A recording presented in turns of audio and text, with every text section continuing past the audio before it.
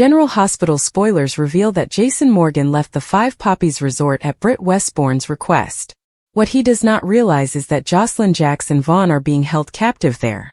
In the episode from August 29th, Snoopy Britt discovers Vaughn and Joss, Pascal's captives, behind a secured door. Can Jason save everyone? Britt was able to get rid of Tomas and use her keycard to discover that Pascal is hiding the two hostages from PC. Britt's mouth dropped to the floor as she saw Josslyn and Vaughn, who begged her to save them. Britt simply left them there. Is she truly that cold? No, we think she's really intelligent and saw that she was outnumbered in this position. We expect Britt to rush back to her room and utilize the burner phone Jason handed her. Britt has a burner phone after Jason handed her the phone. She kept it in a box in her room. Jason is currently on his way back to Port Charles, but he may still be near enough to return before it is too late. Jason will not disregard Britt's call or leave Josslyn in danger. According to explosive GH teasers, Jason will be shocked between September 1st and September 5th. Is Britt calling with bad news? If that's the case, Britt will inform Jason about the frightening scenario at the Five Poppies. Josslyn and Vaughn are captured. Britt is aware of shady activities on the property since she is involved. Can she figure out that Vaughn and Josslyn work for the WSB and are the invaders Pascal mentioned? Jason will undoubtedly be astonished to hear what Britt has to say. He had no idea Joss is a junior WSB agent in training. Nonetheless, he would go to any length to ensure the safe return of Carly Spencer's daughter.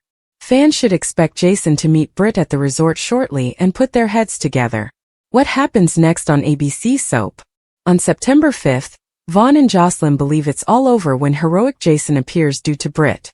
Until then, people may make a hasty decision believing they will die. Is it one they would enjoy regretting?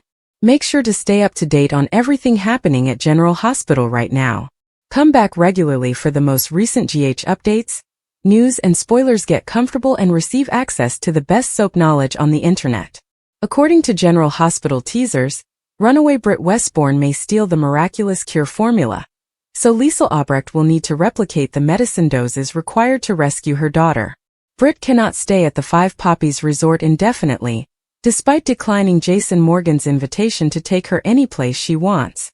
The resort aspect of this plot appears to be coming to an end quickly. Britt has discovered Josslyn, Jax and Vaughn in captivity, and the stakes are higher than ever. Britt may bring Jason back to the ranch to assist save Vaughn and Josslyn, but what if she is apprehended? According to GH teasers, Britt may face major consequences if she realizes staying at the Five Poppies is no longer safe. Jason may persuade Britt to accompany him after all, but there will be a major problem. Britt definitely requires nightly medicine doses to keep her Huntington's disease under control. Pascal has repeatedly reminded Britt that if she does not participate in the lab, her medication will be withdrawn.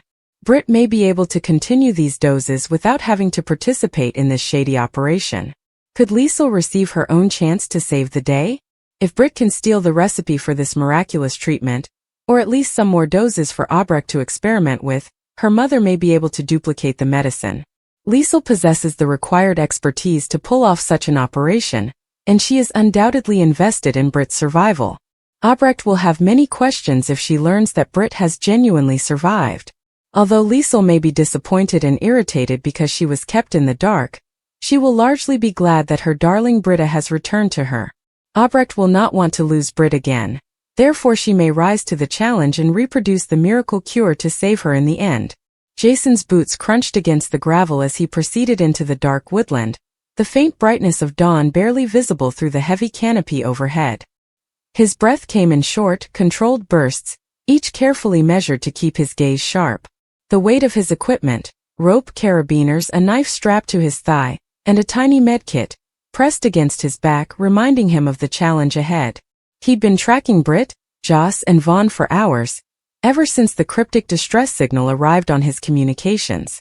The transmission was jumbled and fractured by static, but the urgency in Britt's voice was clear. They were in jeopardy, and Jason was the only one close enough to reach them before it was too late. The forest was harsh, its landscape a maze of roots, rocks and precipitous waterfalls. Jason's map was useless here.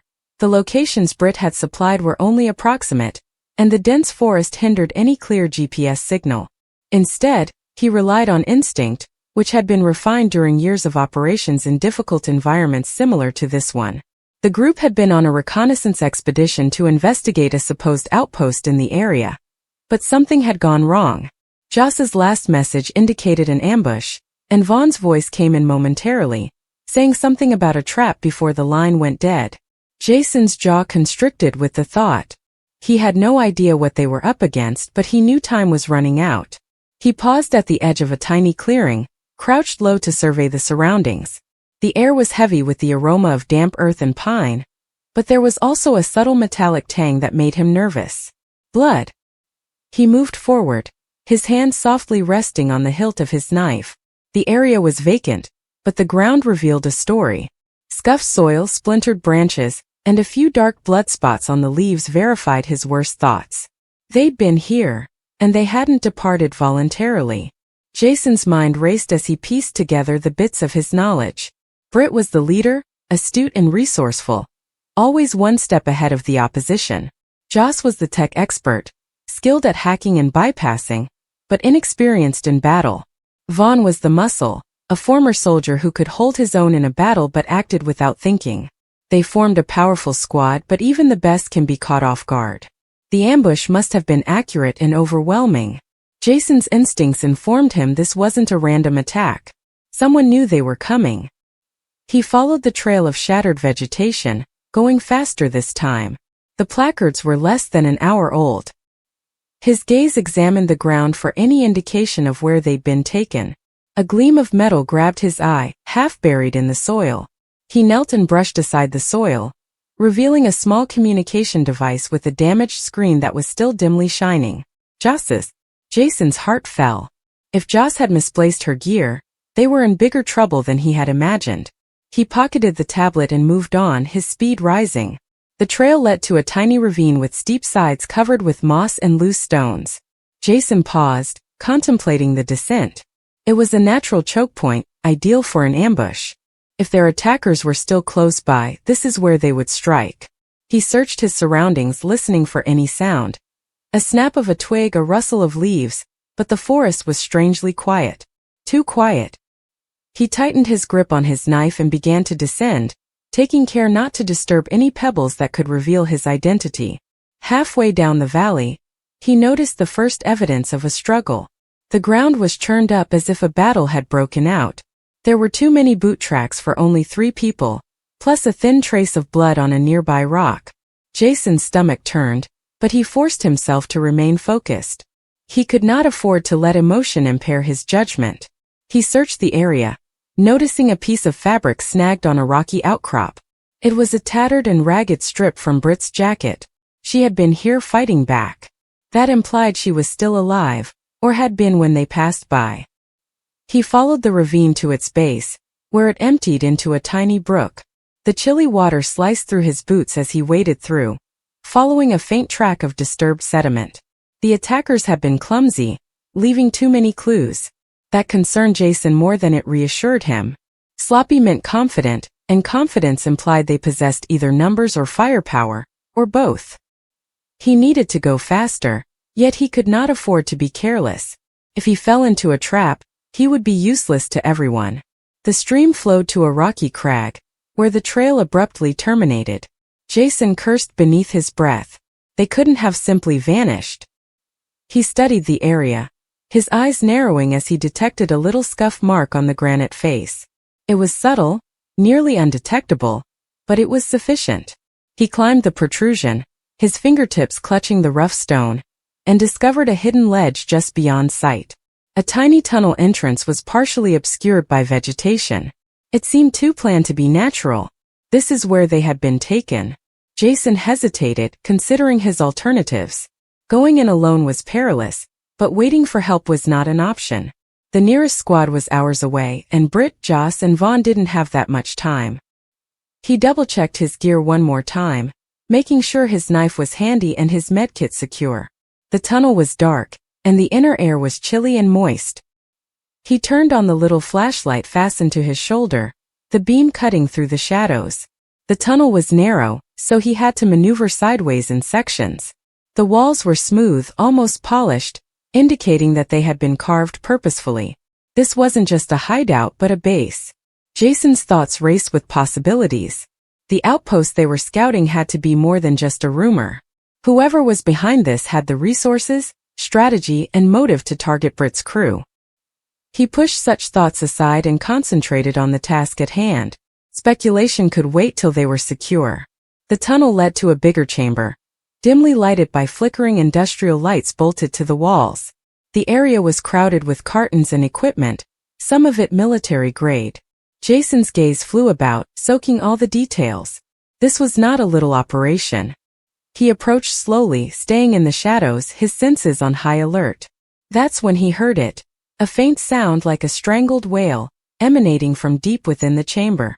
He followed the sound, silently passing stacks of containers. The chamber divided into multiple passageways, each with a potential trap. He chose the one with the loudest sound, moving his flashlight beam along the walls. The air became heavier, and the metallic tang that had previously existed became stronger. He came around a corner and froze. Britt, Joss, and Vaughn stood in a small nook, chained and gagged, their faces damaged but alive. Relief surged through him, but it was fleeting. A shadow loomed behind him, and Jason twisted barely in time to avoid a hefty strike to the head. The attacker was quick, dressed in dark clothing that blended into the shadows. Jason parried the second assault, his knife flashing as he countered. The fight was harsh and rapid, with little room for error due to the small environment. Jason's training kicked in, making his motions precise and efficient. He disarmed the attacker by pinning him to the ground with a knee to the chest. "Who are you?" Jason hissed, pressing his knife lightly on the attacker's throat. The figure did not respond, their gaze steely and uncompromising. Jason did not have time for this. He knocked them out with a quick hit to the temple before turning back to face the trio. Britt's eyes widened as he neared, relief tinged with anxiousness. He cut their bindings and helped them to their feet. Joss' hands trembled as she stroked her wrists. Vaughn was in worse shape, with a big gash across his arm bleeding steadily. Jason handed Britt the medkit, keeping his voice quiet. "We have to move. Now." Britt nodded, her face gloomy. "They're still here," she muttered. "This place is crawling with them." Jason's jaw tightened. He had hit a snag, all right. The tunnel system was a maze, and their assailants were well organized, armed, and definitely looking for trouble. Getting out would not be as easy as getting in. He cast a glance to the group, analyzing their condition. Britt remained calm, her focus returning. Joss was shaken but functional. Vaughn would need help, but he was strong enough to persevere. They'd need a plan, as well as the ability to move quickly and quietly. He beckoned for them to follow and led them back through the chamber. The flickering lights created deep shadows, making every nook a possible menace. Jason's mind raced, evaluating their chances. The tunnel they had came through was probably being watched by now. They'd need another path out, one that the assailants wouldn't anticipate. He examined the chamber, his gaze falling on a stack of crates labeled with foreign symbols. Something about them seemed strange, but he didn't have time to investigate. They had reached the chamber's edge when the first shot was fired. Jason dragged Britt and Joss under a crate, dragging Vaughn down with them. The gunfire was random but accurate, pinning them in place. Jason cursed beneath his breath. They were outnumbered, and the assailants understood the terrain better than he did. He needed to equal out the odds. "Joss," he said softly, "can you get into their system?" Joss nodded, her fingers already reaching to her wrist device, a backup she had managed to conceal. "If I can locate a terminal, maybe. But I'll need time." "You'll get it," Jason answered, his tone steely. He turned to Britt. "Cover me." Britt nodded, drawing a tiny pistol from her belt. It wasn't much, but it would have to suffice. Jason moved fast, using the crates as cover as he approached the source of the shooting. The assailants had been disciplined, and their moves were organized. He counted at least 5, possibly more. He'd have to be savvy about this. He flanked them, utilizing the darkness to his benefit. The first went down quietly with a simple hit to the neck. The second was Messier, with a brief battle that finished with Jason's dagger striking its target. He moved like a ghost, taking cautious steps to escape notice. By the time the surviving attackers realized what was going on, he had eliminated 2 more. The final one whirled and fired wildly, but Josslyn was already on them, disarming them with a quick twist of the wrist. The chamber went silent, but Josslyn knew it wouldn't last. He gestured for the others to move, and they gathered at the chamber's edge. Joss was already busy on a terminal she discovered, her fingers speeding across the keyboard. "Got it," she mumbled. "Security is down for the next 2 minutes. There is an exit tunnel to the east, however it is not shown on the drawings." "Trap," Vaughn grumbled, his voice hoarse. "Probably," Josslyn replied. "But it's our best shot." They moved as a team, Josslyn taking the lead and Britt assisting Vaughn. The tunnel was narrower than the one he'd entered, with rougher, less polished walls. It felt like a service passage that had been ignored or overlooked. That was both good and bad. Less inclined to be guarded, but also less predictable. Josslyn kept his flashlight low and searched the ground for tripwires or pressure plates. So far, nothing. They were halfway through when the ground shook, a deep rumble that caused dust to fall from the roof. Josslyn froze and lifted his hand to stop the others. The sound repeated itself, this time louder, and was followed by a distant explosion. The attackers were destroying the tunnels. Josslyn's heart pounded. If they didn't act quickly, they'd be buried alive. "Run," he whispered, his voice calm yet urgent. They did not need to be told twice. Britt half-dragged Vaughn while Joss rushed ahead, her wrist device illuminating the path. The tunnel twisted and spun, and the walls closed in tighter with each stride. The rumble became louder, and the air became thick with dust. Josslyn's lungs burned, but he pressed on, his focus razor-sharp. They surged out of the tunnel into the open air, crashing to the forest floor as the door crashed in behind them. For a minute, no one talked. The only sound was their ragged breathing. Josslyn searched the scene with his knife still in hand. The jungle was silent again, but he didn't believe it. They were not yet out of danger. "We need to keep moving," he replied, helping Vaughn up. "They'll come looking." Britt nodded, her face pallid but resolute. "There is a safe house 20 miles north. If we can get there, we'll have a chance to regroup." Josslyn didn't object. 20 miles was a long distance in their condition, but they had no alternative. He took the lead again, taking them into the forest as the sun began to rise. The weight of the mission pressed down on him, heavier than his equipment. He'd gotten them out, but the cost was great, and the questions kept mounting up. Who set the trap? Why did they target Britt's team? And what was inside those crates? For the time being, those questions will have to wait. His job didn't end until they were safe. And Josslyn was not the sort to leave a task incomplete. Britt's choice to steal the formula was not impulsive. It stemmed from years of resentment at seeing Albrecht take credit for achievements while Britt worked in the background. Britt devised the miracle remedy dubbed ether, which was a delicate mix of synthetic proteins and gene-editing enzymes capable of stopping the sickness in its tracks. She'd spent endless nights perfecting the formula, her eyes burning from staring at molecular models on her screen. However, when the first successful trial results were announced, Albrecht's name appeared on the news release, as did his face on the platform. Britt's colleagues murmured about her mentor's harshness, but none dared to approach her. Albrecht's reputation was a two-edged sword, brilliant scientist and ruthless tyrant. Britt had suffered the marginalization, flippant criticism and stolen accolades, until she couldn't. The flash drive represented her defiance and claim to what was rightfully hers. But as she snuck out of the lab's back exit, the cold night air hit her like a warning. She wasn't simply taking data. She was destroying her life. Albrecht, on the other hand, has experience with catastrophes. The German-born biochemist had worked her way to the top of General Hospital's research section through pure intelligence and unwavering determination. Her office, in stark contrast to the chaotic lab, was a monument to order, with files neatly organized, a single orchid on the windowsill, and a wall of degrees that exuded authority.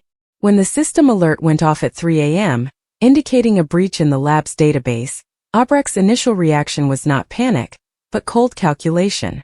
She recognized Britt instantly. The young scientist had been too quiet recently, her questions too piercing, and her schedule too unpredictable. Albrecht had noticed a flash of defiance in Britt's eyes at their previous encounter, when she casually proposed presenting ether at an upcoming global conference. Britt's jaw tightened, and her quiet was louder than her argument. Albrecht smiled grimly as she gazed at the empty data folder on her desktop. Britt had underestimated her. The hospital's security squad was ready by morning, but Britt had already left. She'd taken a red-eye flight to a nameless city halfway across the country, her trail covered by a forged ID and a burner phone.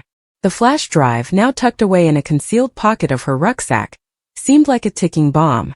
Britt was not naive. She saw the formula's importance. Pharmaceutical companies would pay millions for it, with black market brokers offering even more. But she hadn't planned to sell it yet. She wanted to finish what she started, to show that ether functioned without Albrecht's shadow looming over her. She'd rented a tiny flat under an alias and created a makeshift lab in the basement, assembling equipment from second-hand vendors. Every step was risky, but Britt was motivated by a vision. Patients who had been given months to live walking out of hospitals, complete again. She saw their faces in her dreams, a wordless cry that kept her awake all night, mixing concoctions under the light of a solitary lamp.